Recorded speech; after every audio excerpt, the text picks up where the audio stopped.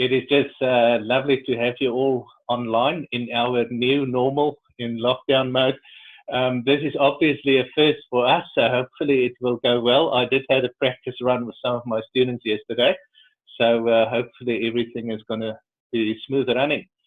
The participants into the session don't have video or audio feed, so we're going to ask you to use the chat or the Q&A enabled there at the bottom of your screen to ask questions.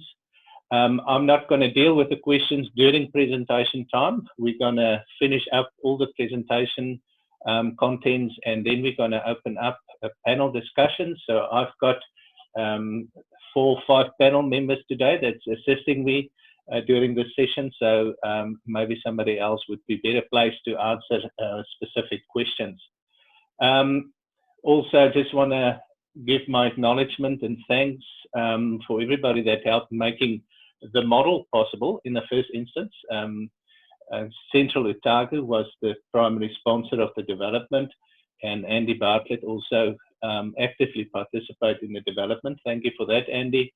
And then, of course, Hassan, who was the DTIMS coder in this instance. So Hassan was trying to first make sense of what Andy and I said and then develop it in.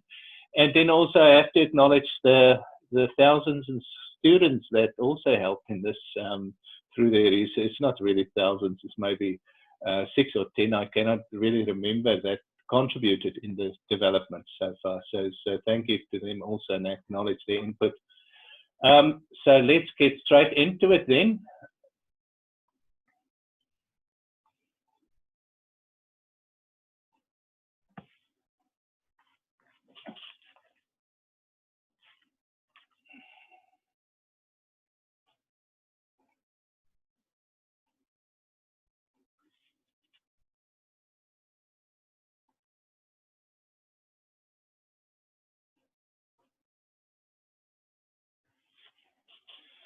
Good. So today we'll present the Unsealed Road Management System that was developed in the past year. And just maybe on a personal note, many of you that knows me know that Unsealed Roads was actually my first love. And I came to New Zealand to do my PhD on Unsealed Roads. It didn't quite work out that way because there was not enough money to sponsor research back at the time, and I ended up doing it on Unsealed Roads. I'm entirely grateful for that because I think I needed that knowledge through my Unsealed Road development to be able to do what we did finally for the Unsealed Roads. So the challenge that we have, and make no mistake, Unsealed Roads is extremely complex in the nature that they behave. You can have a very stable network and then you get one rainstorm event and everything changes. The condition assessment on Unsealed Roads is equally difficult to do. The material properties varies not only between the roads, but also in the length of the road going through different topography area. Obviously, your material is going to be changing. And then, of course, it changes with seasons and it changes with climatic conditions. So Unsealed Roads in nature and the way that they perform is quite a complex beast. In my work, I have looked at many Unsealed Road systems around the world and tried to understand where they're at and what worked with them and what learnings we can bring to New Zealand. And I was really taken back about the fact that there's not that many Unsealed Roads around the world that stood the test of time. So they were not sustainable, they were developed, worked really well for a year or two, and then people stopped using them. And I think some of those factors on the left-hand side contributed to that fact. So it was, number one, difficult to get something sensible out of it, and then two, it was extremely data hungry. So nobody could or did continue in using these systems on an ongoing basis. What I'm going to ask you today is just open your mind completely. You need to, especially those of you who manages mixed networks, sealed roads and unsealed roads, forget what you know about sealed roads. And then our whole journey with unsealed roads is going to be better. And I had to go through exactly that same lessons. So what is the problem that we try to address? The unsealed roads, by no disrespect, is very, very important to our economy. Little is actually known about this in the public domain, but a large portion of all our economic trips in New Zealand starts on unsealed roads, whether it's agriculture or tourism or any of those primary industries. It all starts on unsealed roads, so they are important. We still have a very long network. Around 40+% of all our road network is currently still unsealed. And they do cost money to maintain, obviously. Now, what we've always heard from many people that manage their unsealed road network is we've always done it this way and we know what to do. And I'm not disagreeing with that. In my research work, I found that actually many councils in this country do a fantastic job in managing their unsealed roads, yet they don't have the evidence to prove that. And then number two, what they do is not necessarily optimal. And we want to test that through our system. And then lastly is in this world of business cases and LTP applications, one of the things that the NZTA came back with was that the evidence base beyond unsealed roads is really not up to scratch, and we should do something about that. As a result, they launched the data collection research, which I was involved with, along with Neil Bennett, and also with Alistair McCall from Becker. So that work was also instrumental in the establishment of what we have today in this unsealed road management system. So then I put my thinking cap on, and really it was many years of thinking about how to deal with unsealed roads that established the overall process. I'm going to start with this quote from Albert Einstein, and really what he tried to say with that is to understand a very, very complex problem, you sometimes really got to go to the simple facts and the things that you can understand and work from there. I've taken my inspiration with that, and I said to myself, okay, I'm going to forget that I'm going to collect data on unsealed roads. I'm going to forget that or try to predict anything sensible on unsealed roads. And then I ask myself, so what can I manage? And what are the one or two primary things that we can achieve with the system? So the first one was there really understanding the performance and the level of service and the performance monitoring. So it was just simply, what data do we need to collect to understand how my network is performing? In a way, challenge the status quo on maintenance regime, not saying that it's wrong, but have the ability to test the maintenance regime and then say how optimal that regime is. And then lastly, and this came with me and perhaps was a trigger to my original idea to do research in unsealed roads, is the learnings from Africa in terms of the material selection is the key to performance of unsealed roads. That knowledge exists with old road builders. I think from the forefathers here in New Zealand in the unsealed world, the Norm Major, I think, was one of them. I've read some very old literature in New Zealand, and the experienced people just keep on telling you it's all about your material. You can do whatever you want with unsealed roads, but it comes down to the material selection. So I wanted to use that as the core for this system. So what I'll be talking about today is a little bit around data collection, and then more into the performance monitoring that we're going to do, and then go a little bit into the decision logic. Now, I just want to make something quite clear from the onset of this presentation. Nothing that you're going to see today is overly complex or sophisticated. It is really simple. Afterwards, if you look back and you say, well, actually, you know, that's pretty straightforward. There's not much fancy stuff in there, and you will be absolutely right. It is really trying to bring the core things that we need to manage unsealed roads into a framework that's going to give the benefits that we want out of it.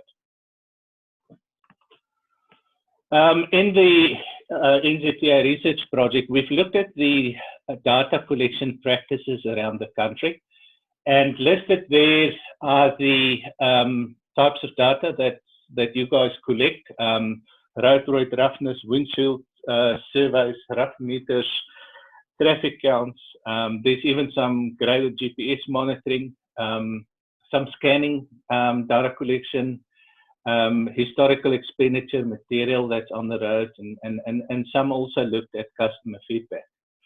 In the research, what we have identified and what we looked at is what were some of the common items that most people will use, and the highlighted ones are either currently being used by most of you, but also in the other sense, in terms of the system, really important. I'm going to come back to this aspect around the data that we need for the model in a couple of slides.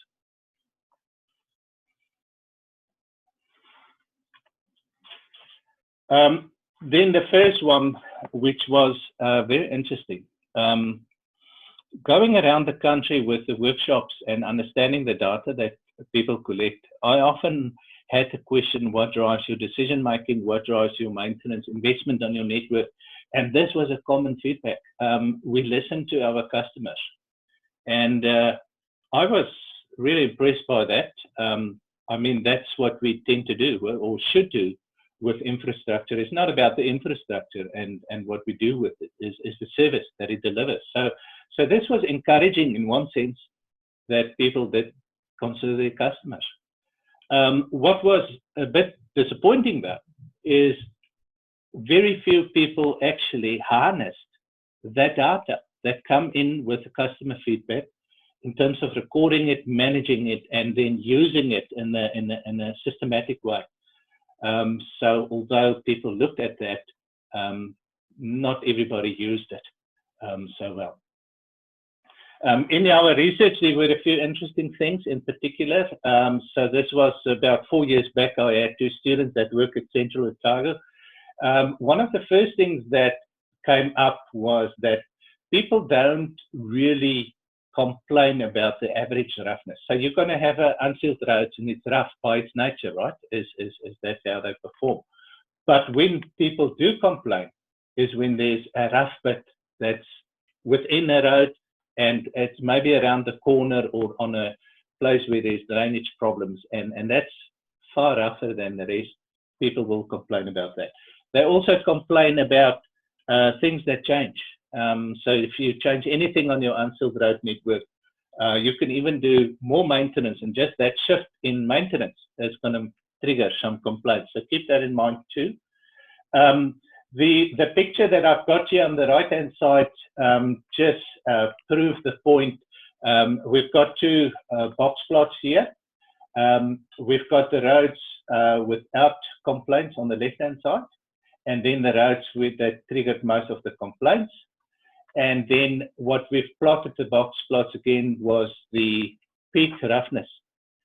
So we can see here that most of the complaints, and there is a statistical difference between these two, most of the complaints were drawn out by problem peak roughness areas within the roads. So these are some of the tips that we can use further, but one conclusion that came out of this very important piece of work was we should take our customer complaint, pull it into the system, and make it work in our official decision-making process. So the next one was, what do we really need out of the system in terms of the answers that we want to get?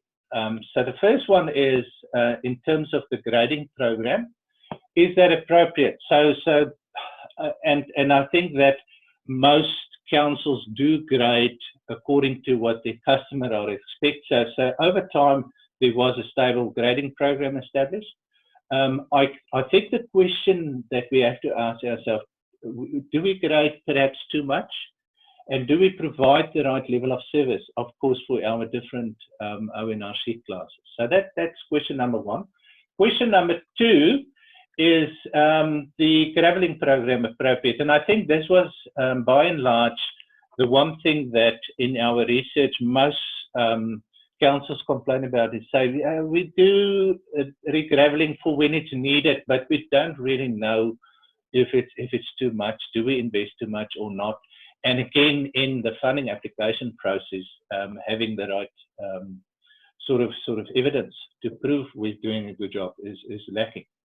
Right, so developed the questions, then we started looking at the data that's going to inform us in the process. So we've got the complaints data, and I've spoken about that. Traffic data, currently not so well collected on Unsealed Roads, so I'm really going to encourage you to get that traffic data up to scratch.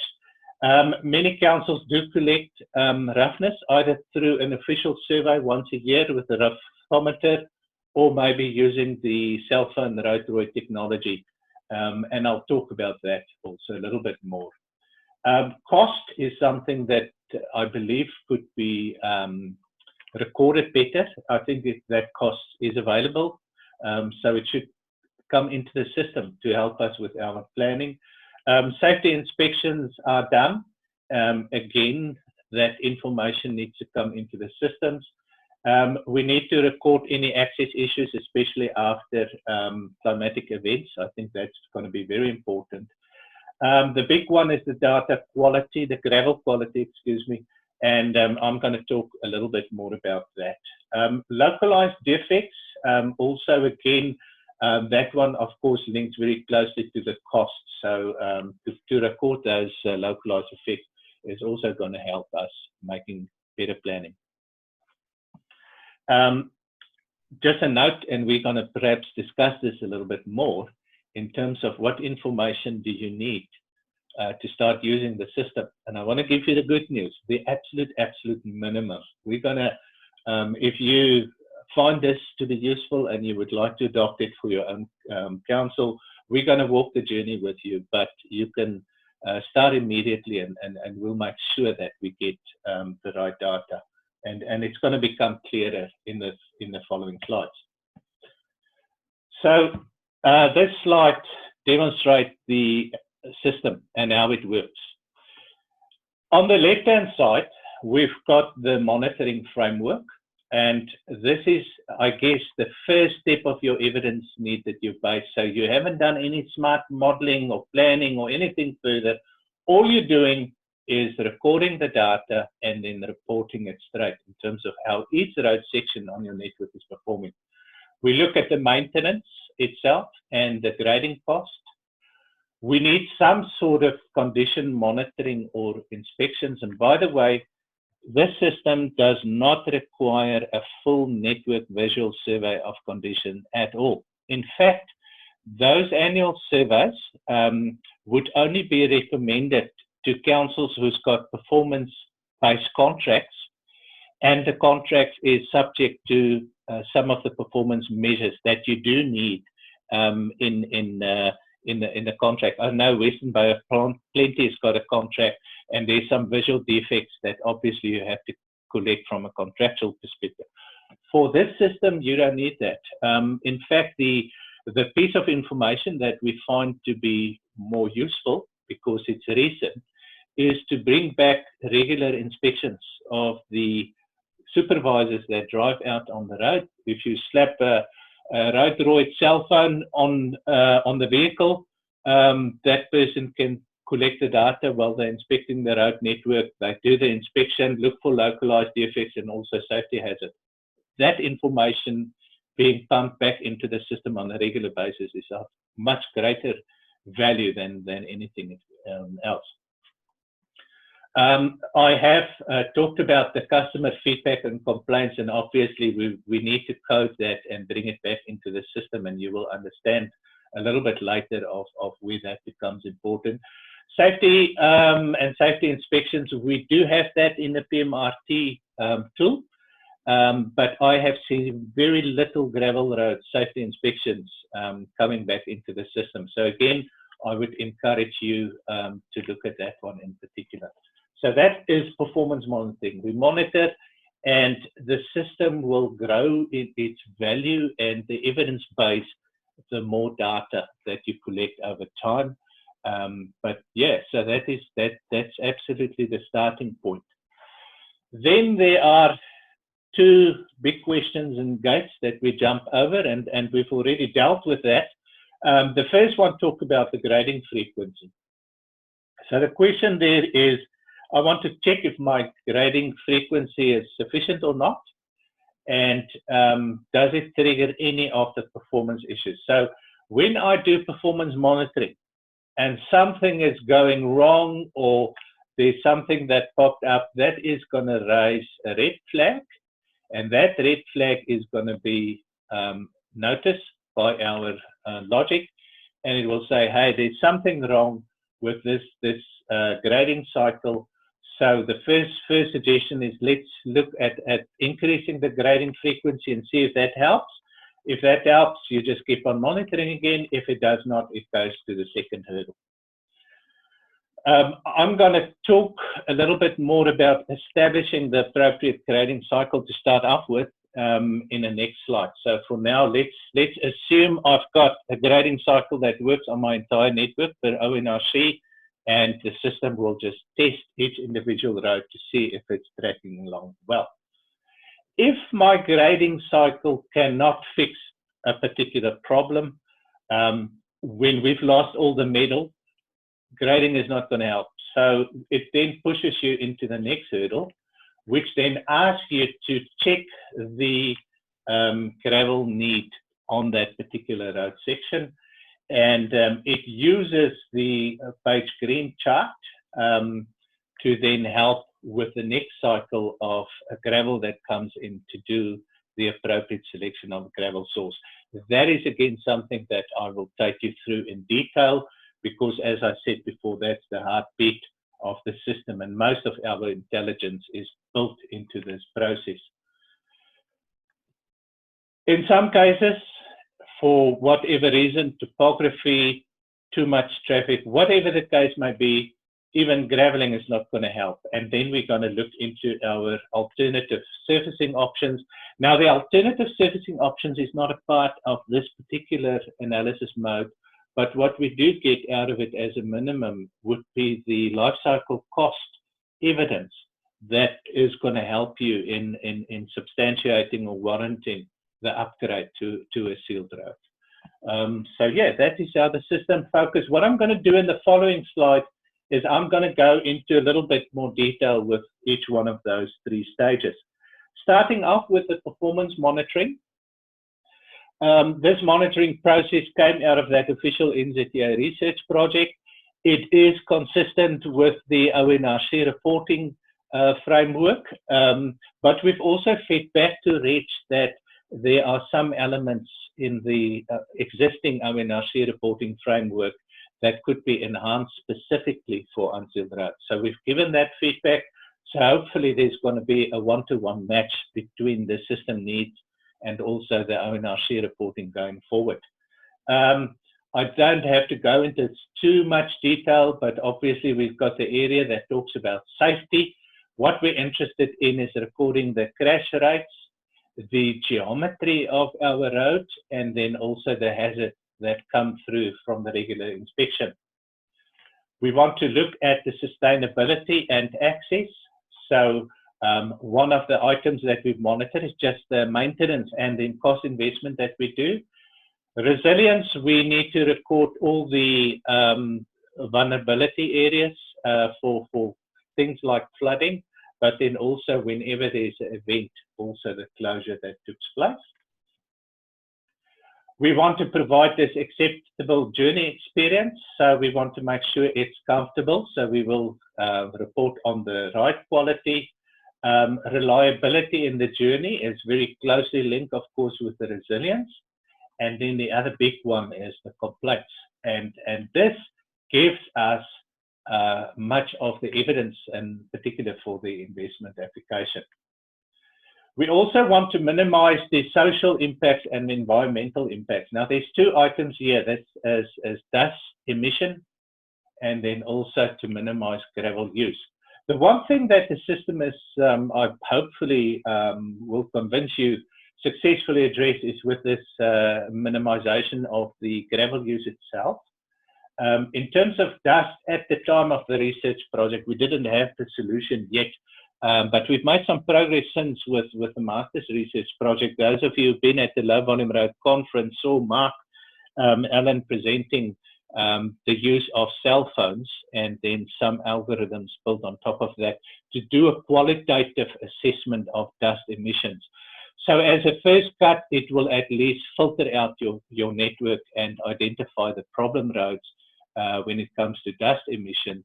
And then those issues, of course, needs to be reported in this system, but then certainly addressed from either a gravel selection process, or alternatively, you need to do something else, a dust palliative or perhaps a surfacing option. But that would be a detailed inspection, of course. Getting to the smarter grading program. Now, in the questioning to the participants, these four methods were commonly used by most. Many councils do the grading to traffic volume.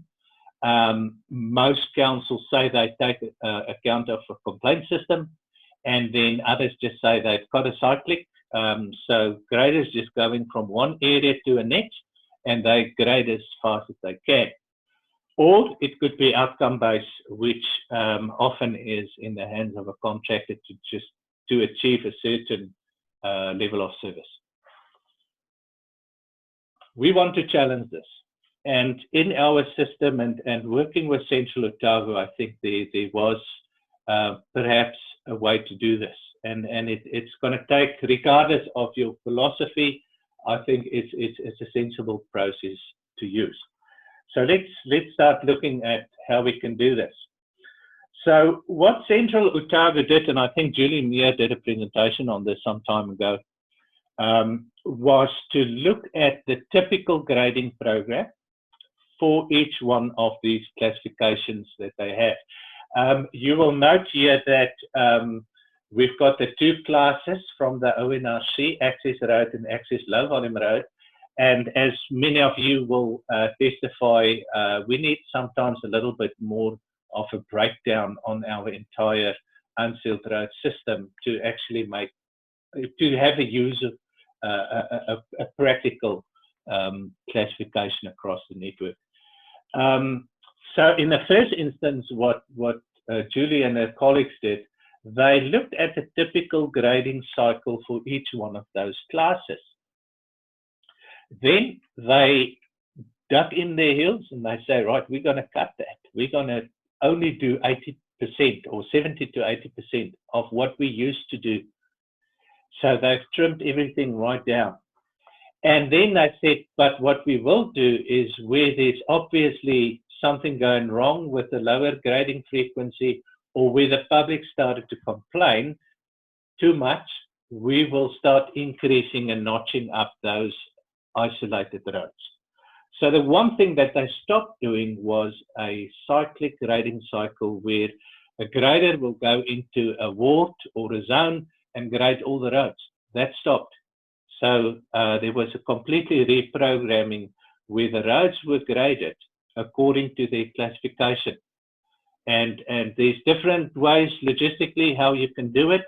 When you've got a team of graders, that makes it easier, so you can have the front runners that just do the high frequency roads and assign basically graders for different ONRC classes or something like that. There's many options to do that. But I think the philosophy here is blade only what's necessary.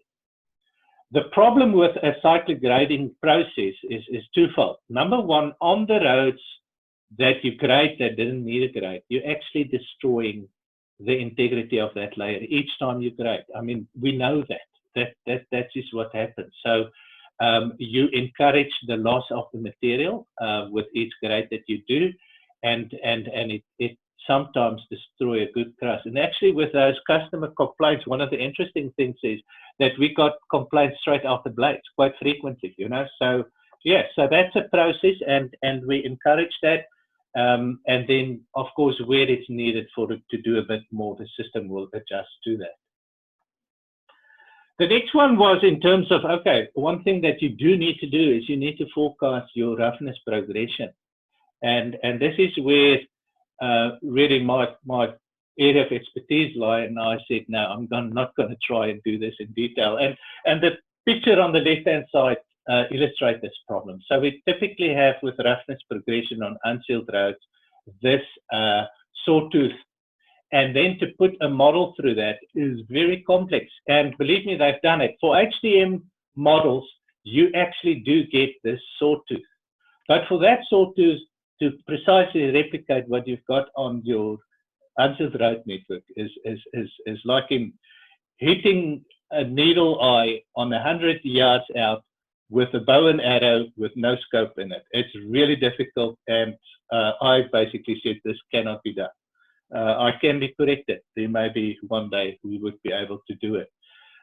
Instead, what we look at, and if you turn your eyes to this picture on the right, is we look at the distribution change of the roughness from one year to another. So we've got this box plot. So 0 will be no roughness change between years, and then we've got the distribution of roughness change. We've got a different time series here, and typically these would be from 1 year to another.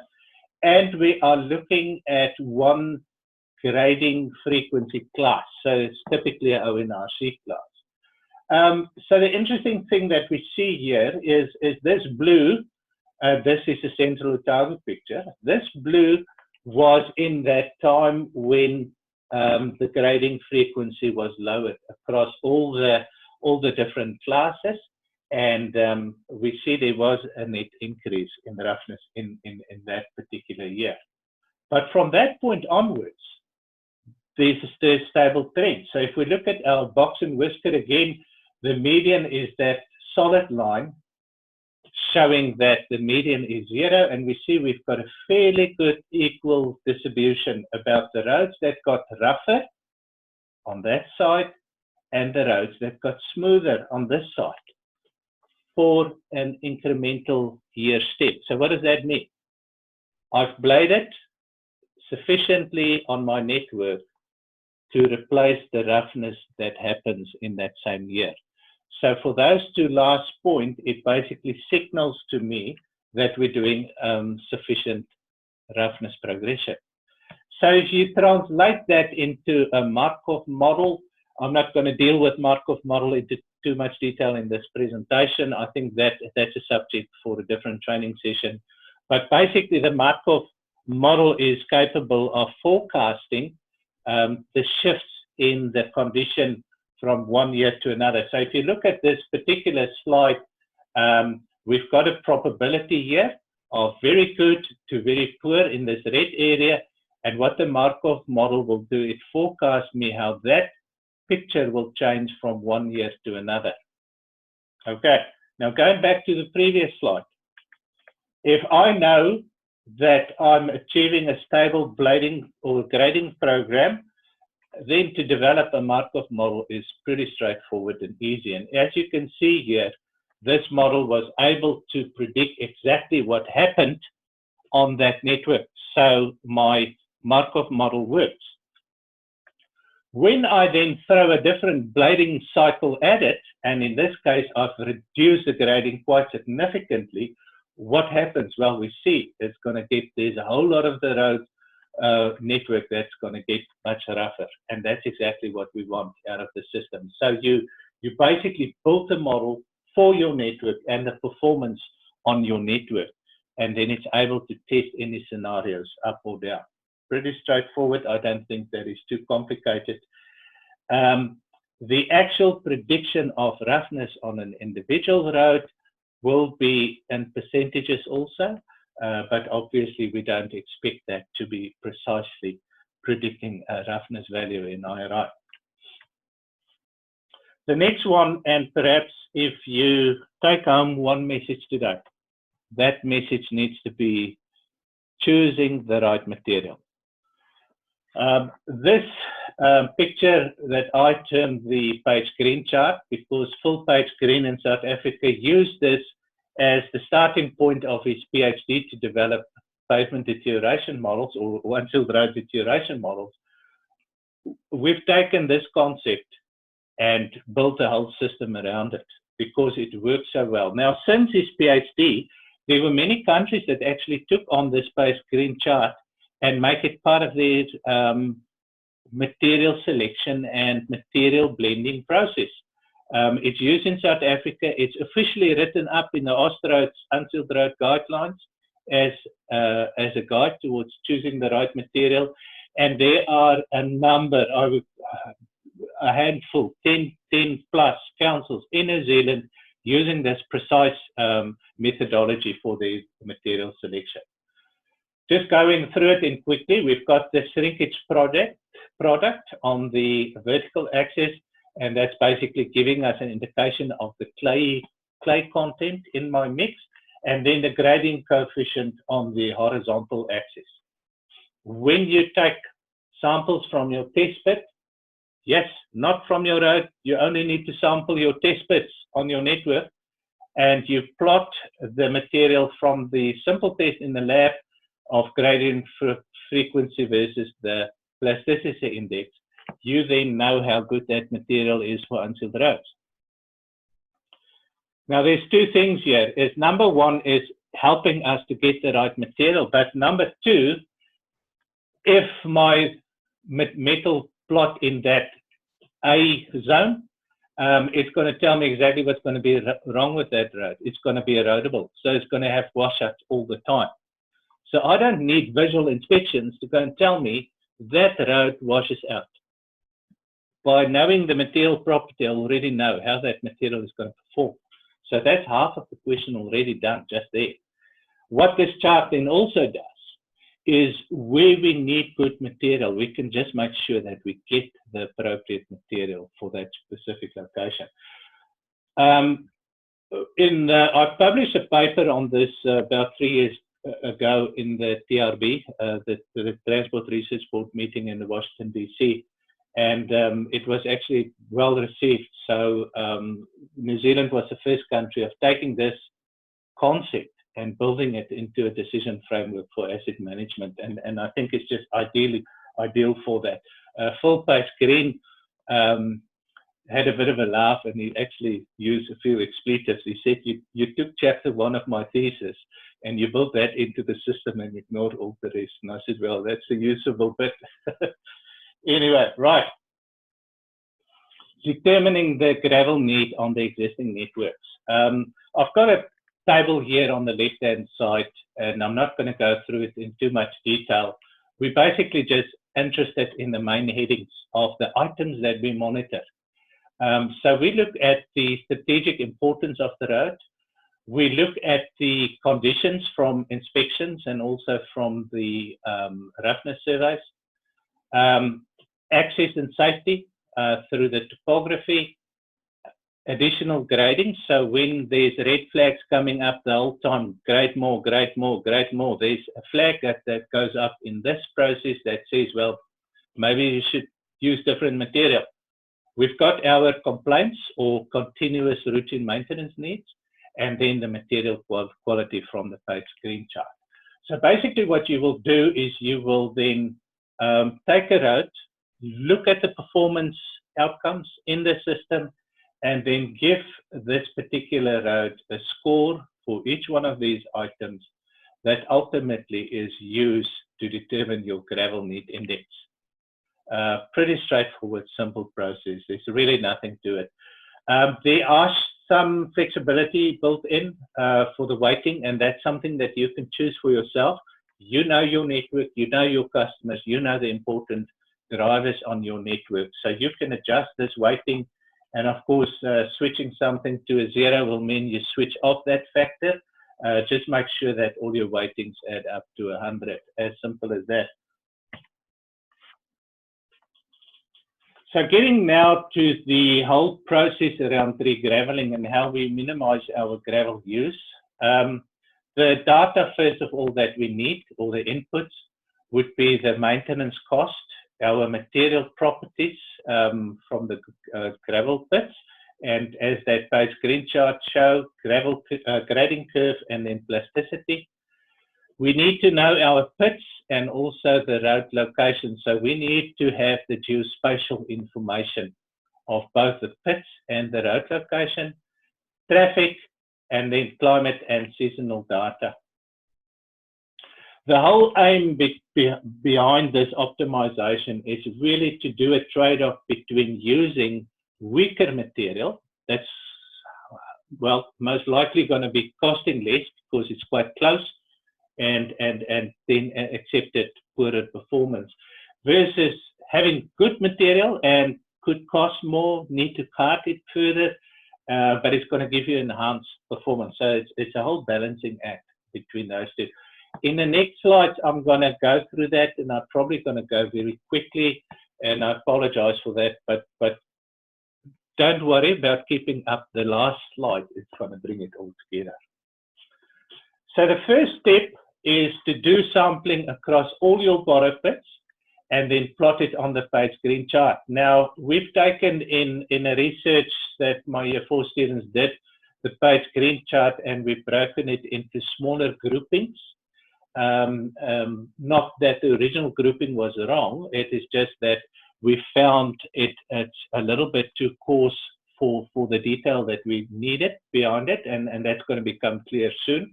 And you plot that across your entire network. For many parts of New Zealand, we're going to be having our borrow pits here in group 1, 2, 3, and 4. Especially in the North Island, in my South Island councils, I'm going to get into this better material a little bit more. By the way, that's why maintenance in the North Island is often more expensive compared to the South Island, is because we're not as privileged as the South Island with the robust material they have, and also a climate that's perhaps a bit more friendlier for that environment. Okay, so that's the first step. The second step that we do, and this is where we start needing the cost information. So for each group, borrow pit grouping, I'm going to develop a straight line curve for the regraveling cost as a function of traffic, or for the grading cost as a function of traffic. So I developed 2 straight lines for each borrow pit. One is telling me for this material, what is my expected cost function for grading, and what's my expected cost function for the regraveling. Now, when we did this research, I went on gut instinct, and then when the students started bringing the results, I was over the moon, and I think Andy will testify, he was quite impressed too. But that was a stroke of luck, not really being smart or anything. It was just the theory match what happens in practice.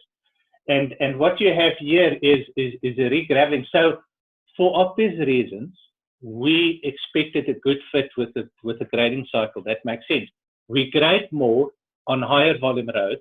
So for any material, you expect a very good line that shows you higher traffic needs more grading. Simple.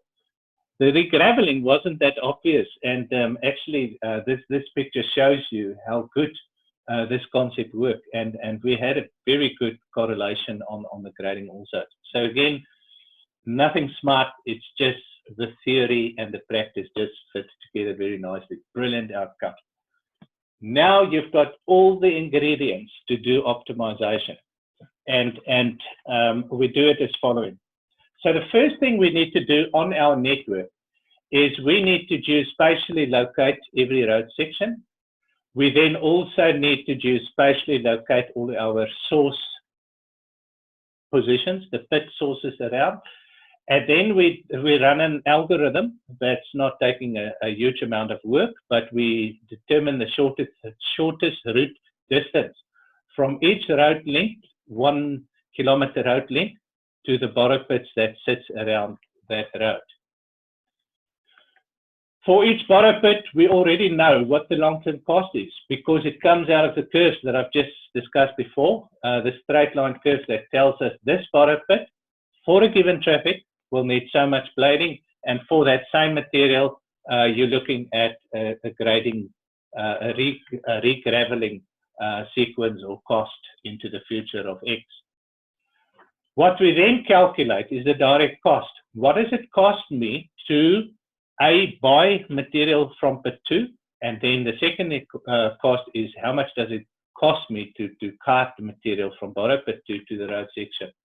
And again, there you've got all the material to do life cycle costing, which is then just summing up your direct cost with your long-term cost.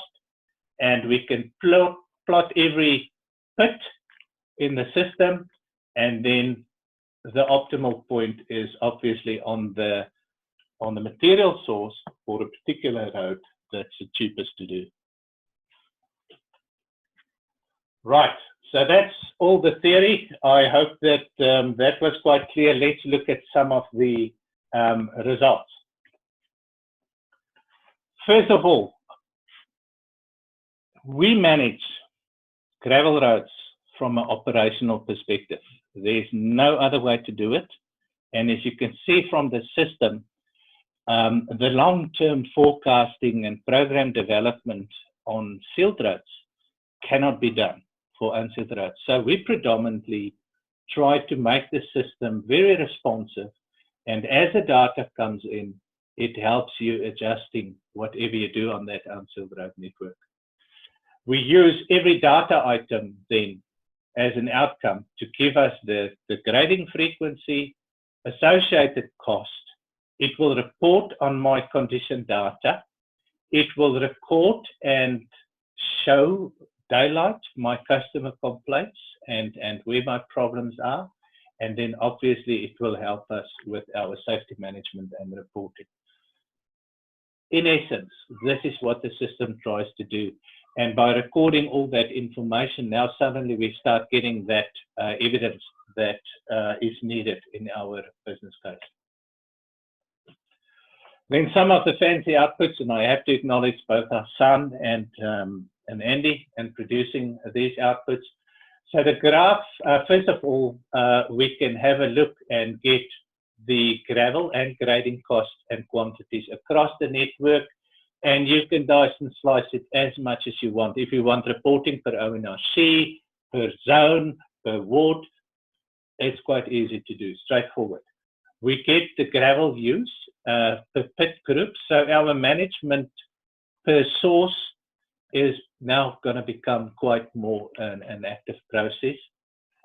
We can have that for individual pits. We can have the grading cycles and then also the additional grade. So let's just look at this picture. First, you will note that each one of those bars gives me my gravel cost for my different pit groups. And that pit groups correspond back to that classification that we use on the page green chart. We get our minimum grade. So that's our minimum grade that we specify for each road category. And then we get our extra grades. So the extra grades is triggered by the system and public complaints and all those things that send the grader back more frequently. Those are recorded also on the system. And then we can plot that in time. I'm not going to go into the interpretation of this chart much, but you can see that the gravel from pit group 1 is quite a high demand in the beginning. That's depleting over time.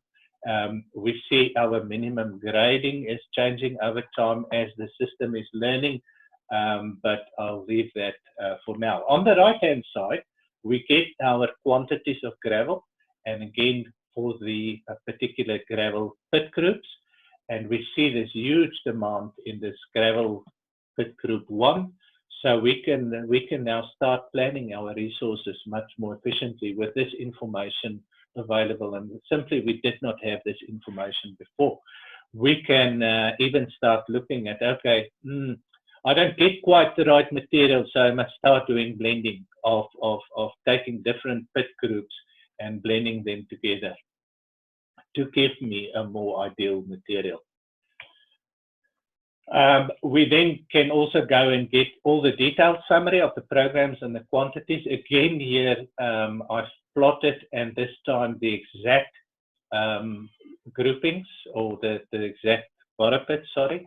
So this is a chart that Andy has used on his central target network.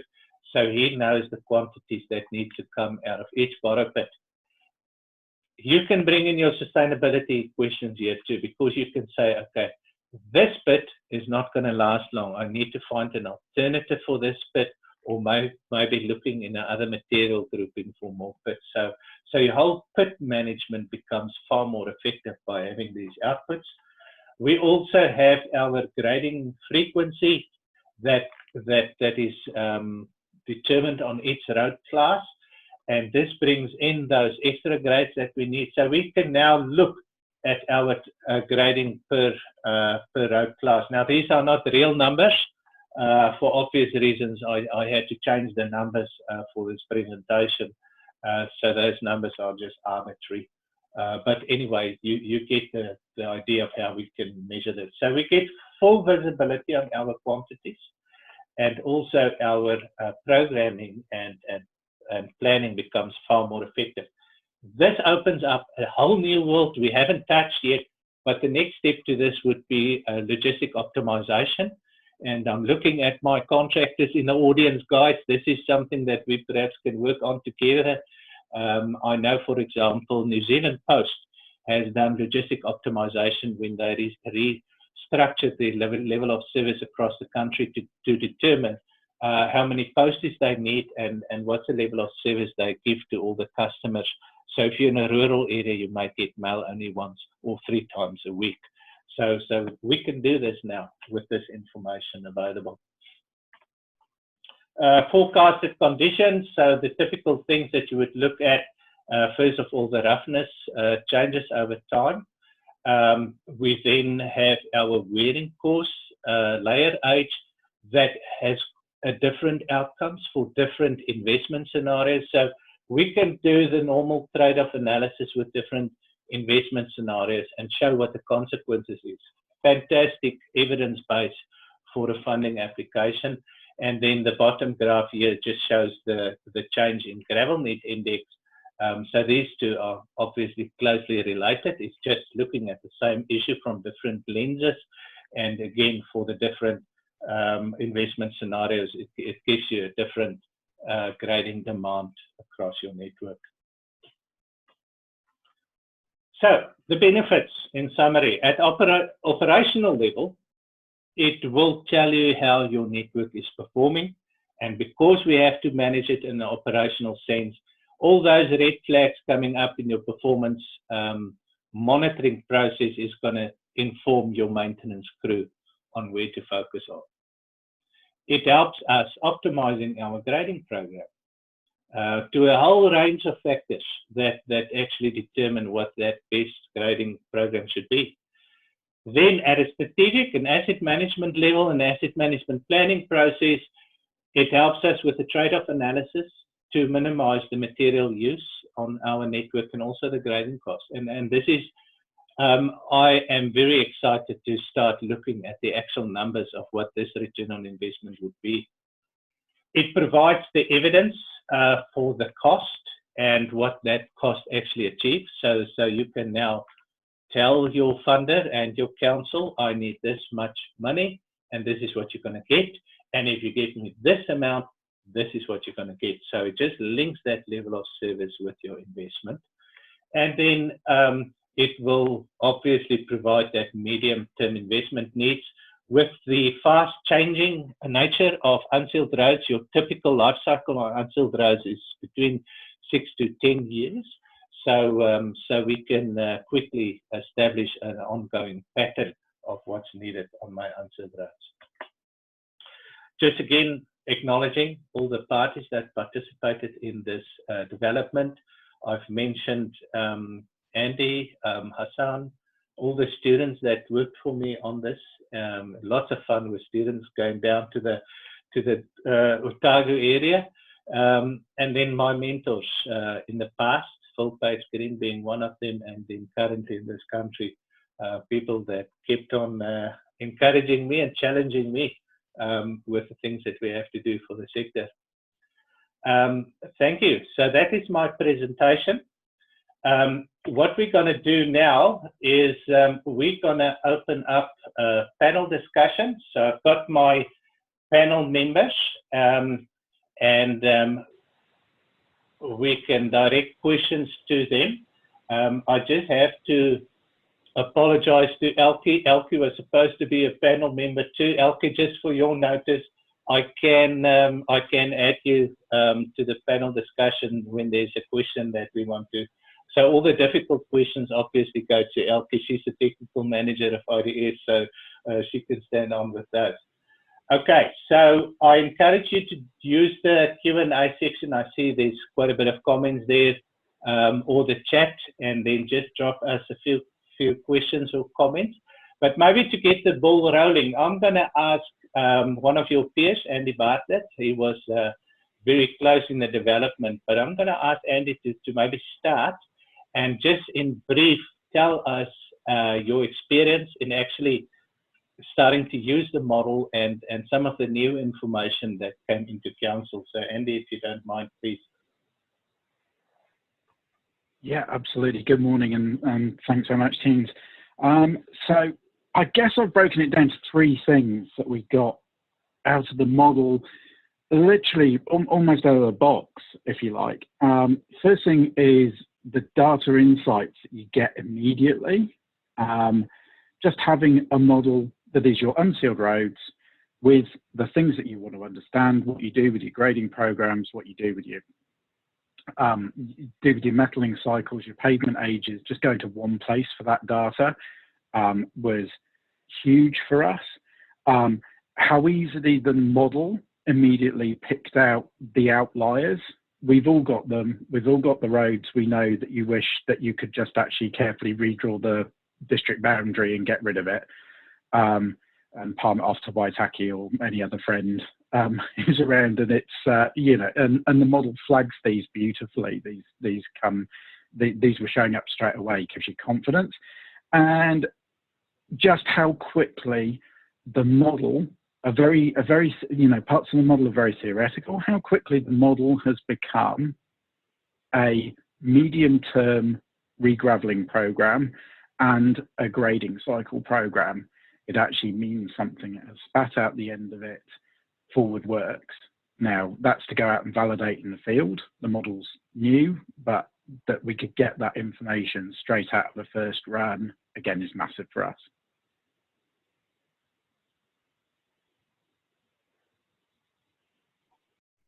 Good one. Thank you, Andy.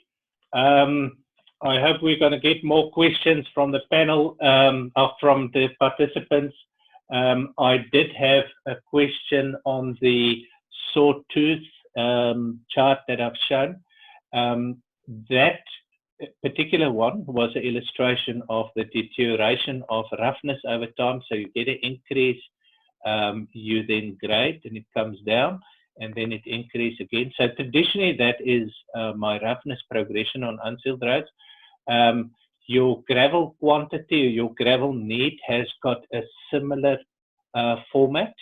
Your gravel need will increase over time, you regravel, and then it goes on, but it's a much longer cycle, of course, every six years, where the sawtooth on roughness could be as short as a few weeks, three to 4 weeks. So that is the roughness chart in itself.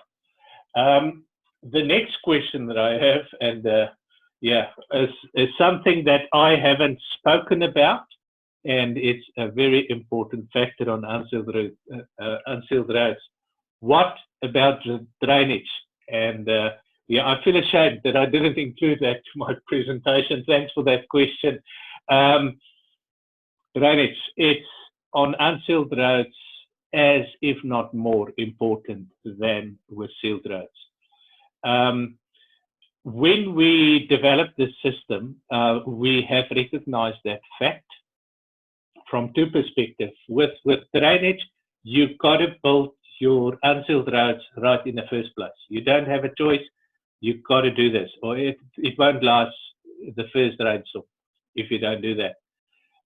In the second place is obviously by your material selection, you can deal better with rainstorm events. So in our development, we have made the conscious decision to do the basics first, and what you have seen today would be that basics. I think that question is not only to unsealed roads, it's also to the sealed roads. So Elke and a large team of the IDS consortium has been helping with the analysis of the state highways.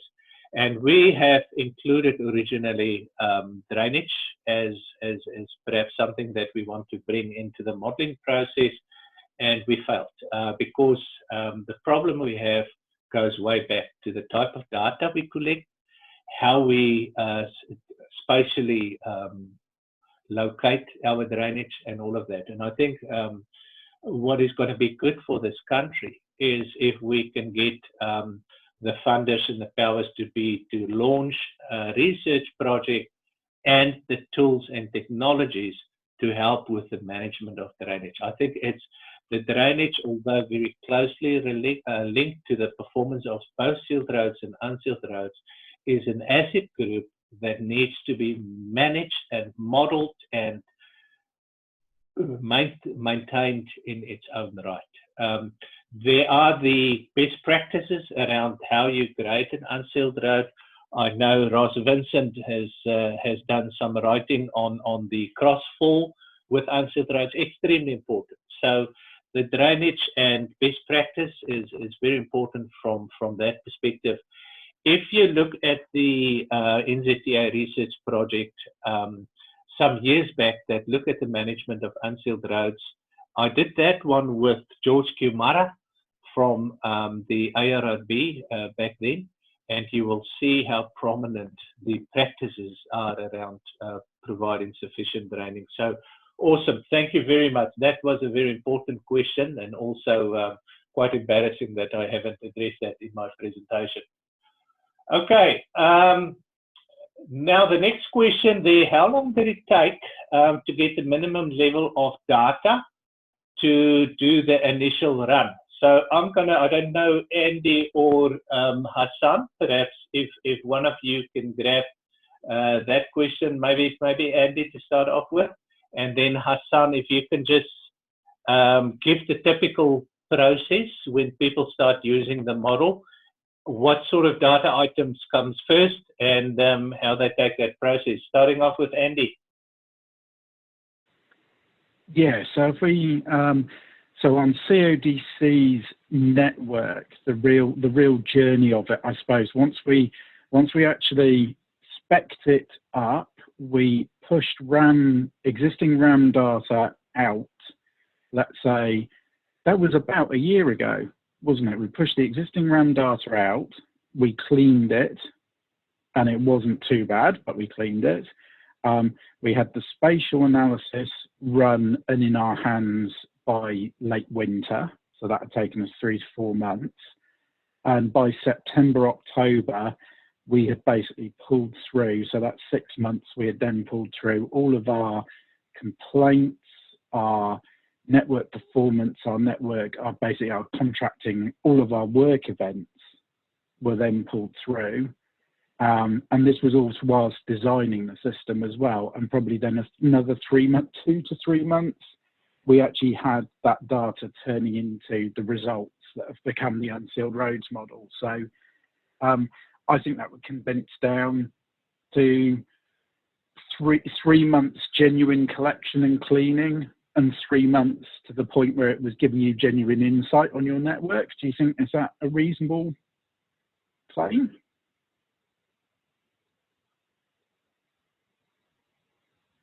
Okay, Hassan. Yep, hi, Hassan is here. But in terms of collecting data that are required, yep, I think it took around 6 months to make sure that we've got all the data that we like to have for testing the model when we design the model. As Andy mentioned, most of the data are available in RAM and can be unloaded. If the RAM contractors are up to date, then they should most of the information should be there to be used. So that shouldn't take time for a new network to run the model for. I think the main data that they might need a bit more focus on is the information about test bits.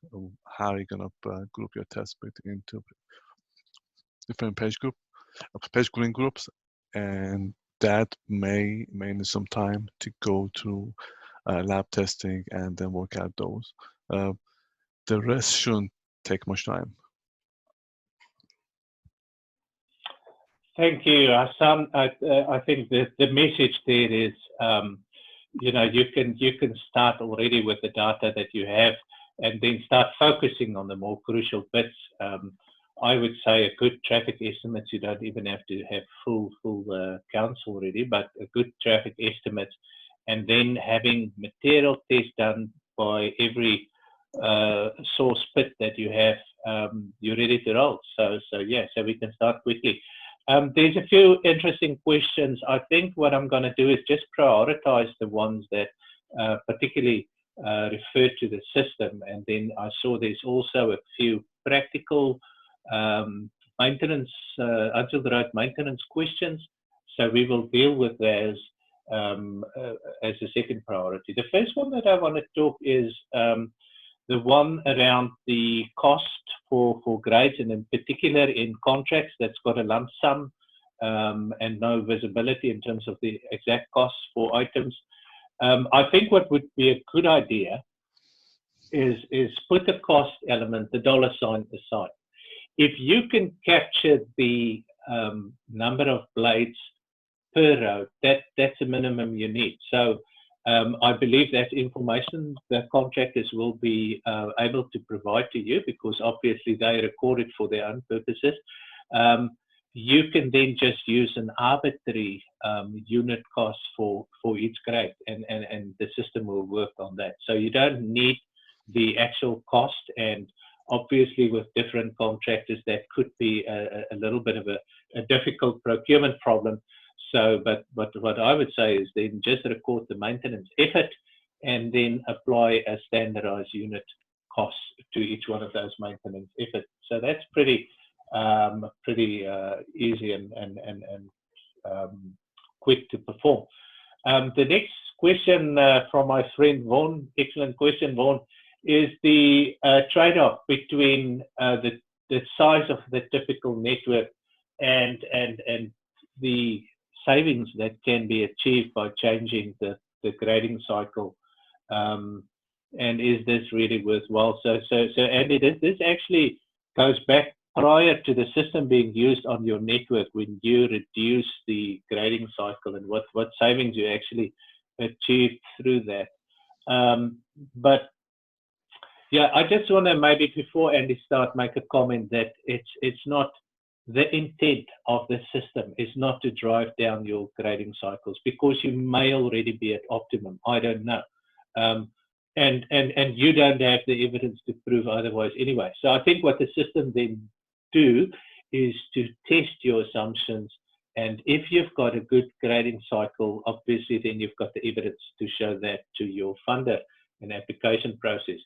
Andy, you want to comment on the savings and sort of typical savings that CODC went through in your total shift in your grading philosophy?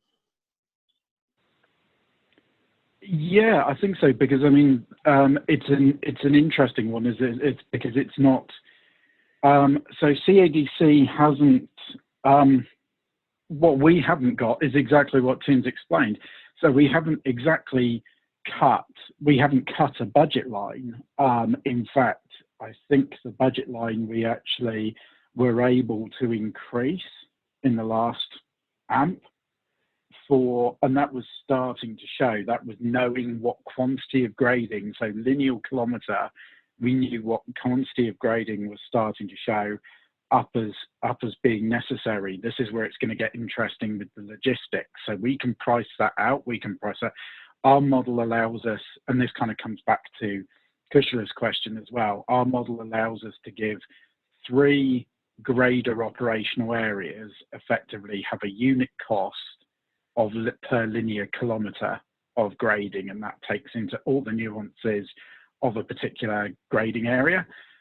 And knowing that you've got that right, and then how you resource that, the biggest challenge on the Central Otago network is not necessarily paying for a grading cycle, but it's paying to have enough graders to be able to deliver a proven optimal grading cycle. That's actually our biggest discussion, where we now have evidence. We really have we had no evidence before. You know, the argument, do you need 2 graders? Do you need 3 graders? Do you need 3.5 graders? The fabled half grader that I can never find on TradeMe? Or do you need 4? You know, all of this stuff is now starting to come in. We can go back to contractors, go back to our operational experts and say, well, actually, I can come back to you and say, to be honest, I want 15% more grading, and I want 15% more grading in these relatively condensed sub areas of my network. How can we deliver that? So I think that's really where it starts to really benefit.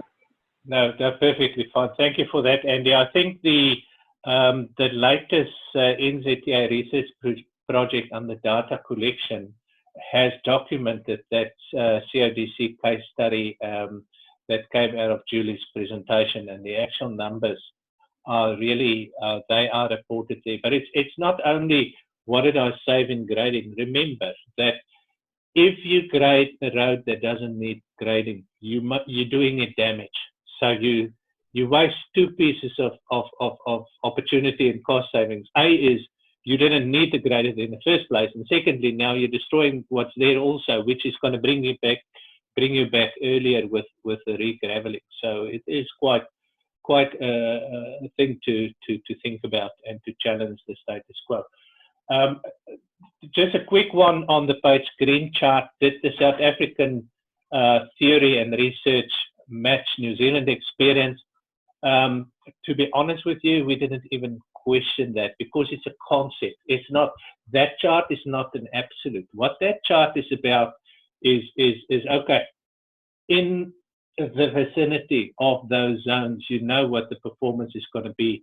If you've got low plasticity, you know it's going to not keep the dust down, right? So that is sound and the theory holds. But the way that we've divided up the grids, it's about clustering your pits that perform similar to get the relationship between the cost for grading and regraveling as a function of traffic volume. So in terms of using those 2 simple indicator test results to categorize your gravel roads, South Africa, Australia, Middle East, who cares? It's about clustering your material and then doing the results. So the theory holds.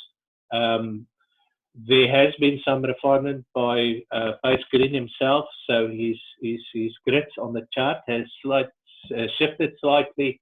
Again, it's really that important for the process that we actually use in New Zealand. So that stands. In terms of the Unsealed Road history of roughness, for your calibration, is you don't need that to start the system. I think the standard probability matrices that we use for the Markov model would be a good starting point for anybody. And then within a year, you're going to start knowing how your network is performing, and you can immediately start calibrating it. So you don't need the historical history to start using the system. Obviously, if you do have a couple of years of historical roughness survey, excellent. You can fine-tune those Markov models to be far more applicable to your area. Just going to look through here.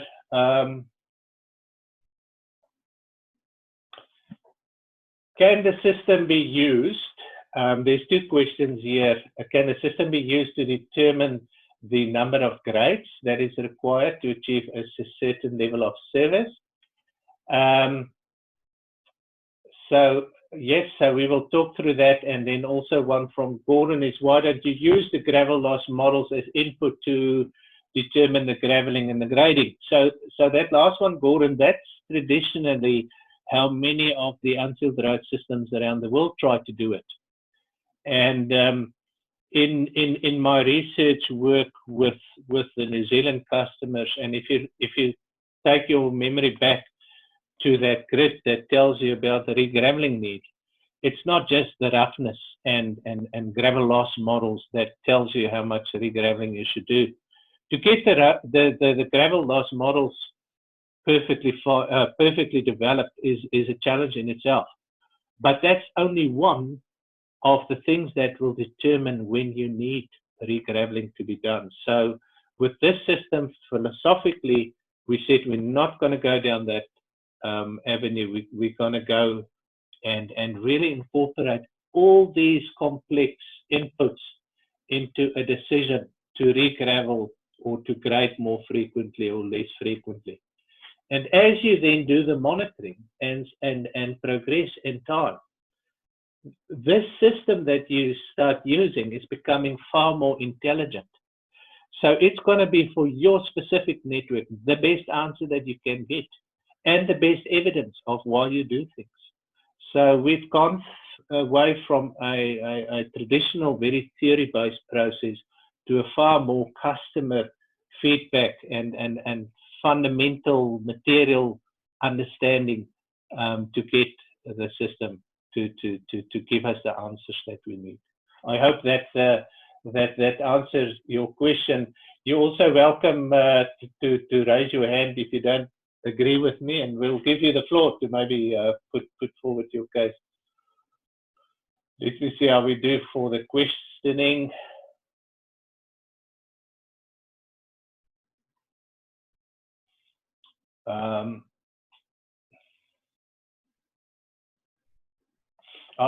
Yes, one that I would like to answer. The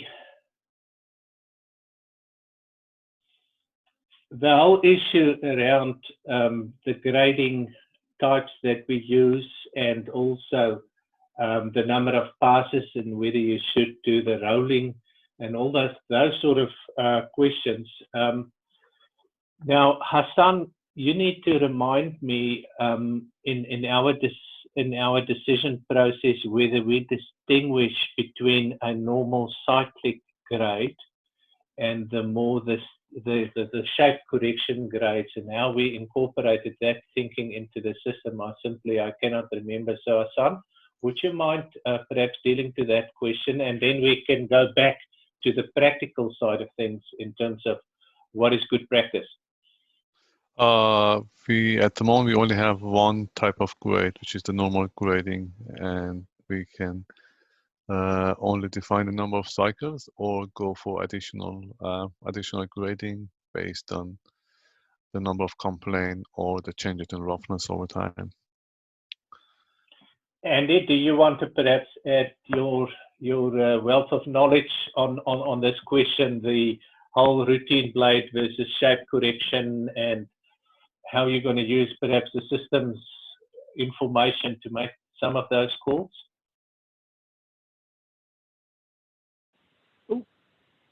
I can try to. They're putting on my Unsealed Roads operations hat for a wee second. The Brit who came over and told people how to look after their unsealed roads. It's an outrage. Yeah. So what's happened is so for Central Otago, that has been really strongly outcomes driven, and we've been lucky enough that the way that we operate the network and the relationship we have with the contractor, we've been able to try these things. So the year after the grading program was, well, for want of a better description, tensioned, or let's say it was cut by 25 to 30%. The deal was that the contractor then had access to walk and roll gear, and we would then walk and roll was an operational decision, and walk and roll we could then track in customer complaints and roughness and feedback where walk and roll was giving us benefit. We've got exactly the same situation because of our lovely ungraded run of pit material. We have a couple of places where it is extremely bony, and out came the Cyvec blades, so the diamond tip ripping blades go in on particular routes. That's proved very successful, and we're very happy with how that's worked. And in terms of just a grading cycle timing, rather than saying a particular road hierarchy got X number of passes or times, we are sort of working on the basis our contractor knows how long they need on a certain width of road or a certain hierarchy of road to get what they want out of it.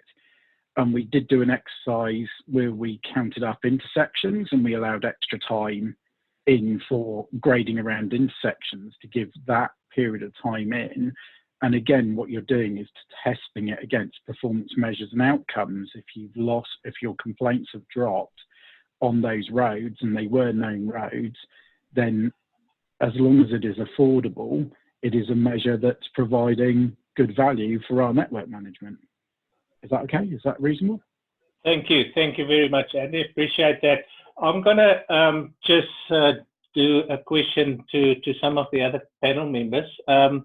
First of all, Gemma, if you can give everybody a little bit of insight in terms of how IDS is looking at implementing not only the Unsealed Road model, but the other asset groups also. And then after Gemma finish, Elke, if you can just run down with a quick update of what the current status of the other development streams are. Thank you, Gemma. So you're talking about in terms of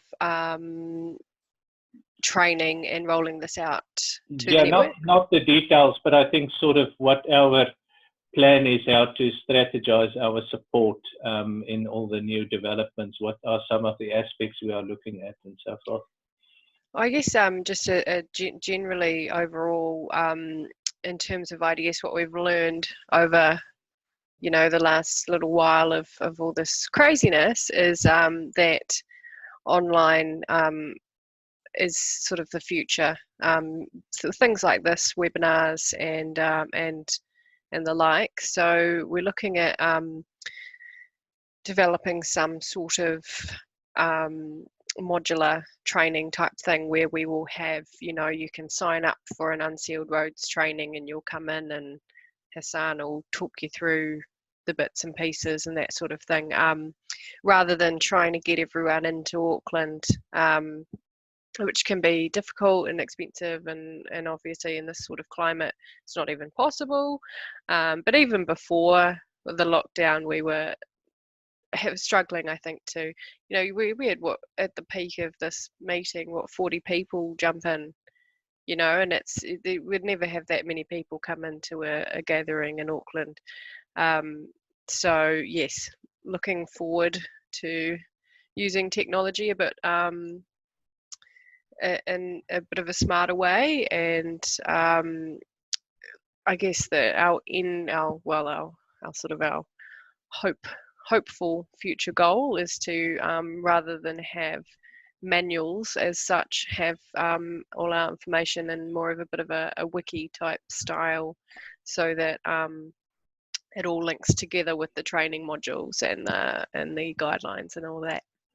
Is that what you were after, Theuns? Perfect, Gemma. Thank you very much for that. Elke. Hi guys, can you hear me? Yeah. Perfect. Thank you, okay, Elke. Perfect. Good. So we have just been through, and I guess the Unsealed Roads is a great example of some of the development phase that we've been through over the last, I guess, 2 years really.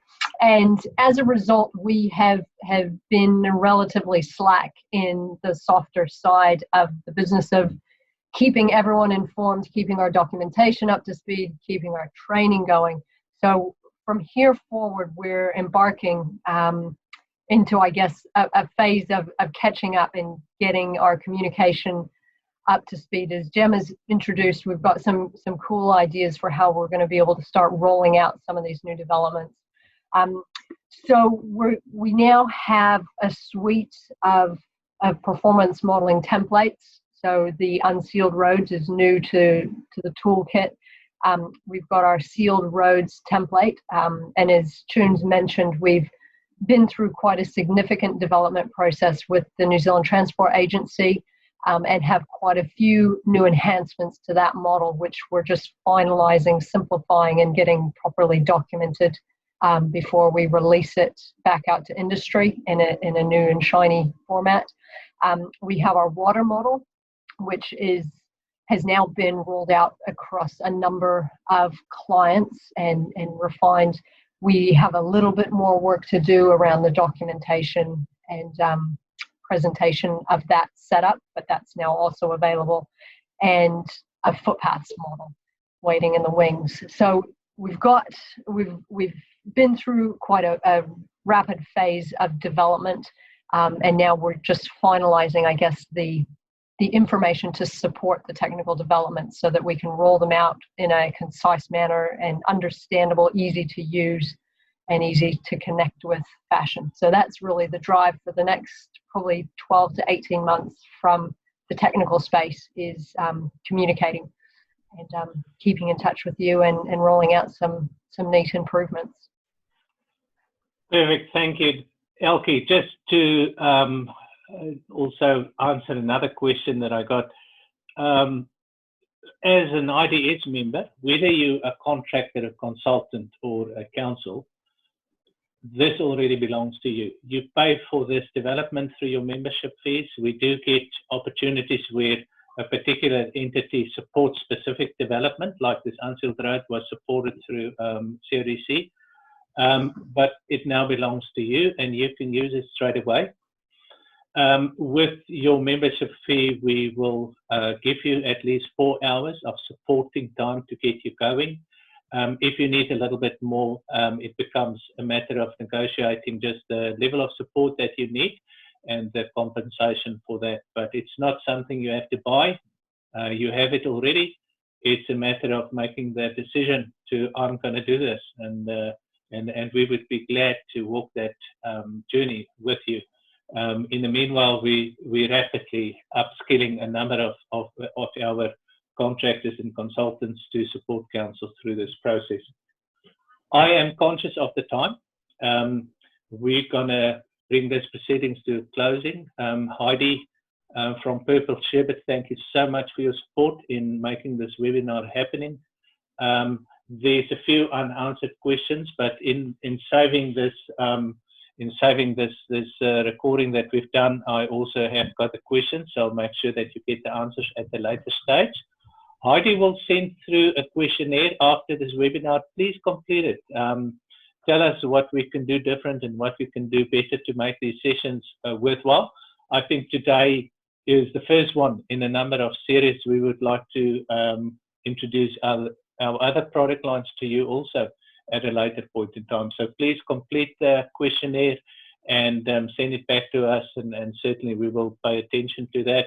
Also, the questionnaire does indicate an area if you would like us to contact you in particular on this Unsealed Road system, and if you've got interest to use it, you can indicate that on the questionnaire also. For my panelists, Andy, Gemma, Elke, and Hassan, thank you very much for your input and also your contribution in this development. I bid you safety and farewell. Keep safe, and lockdown is almost finished. Keep a close eye on not having too much takeaways, as I try to do. And hopefully we will get to see soon face to face. Have a good time. Ka kite anō.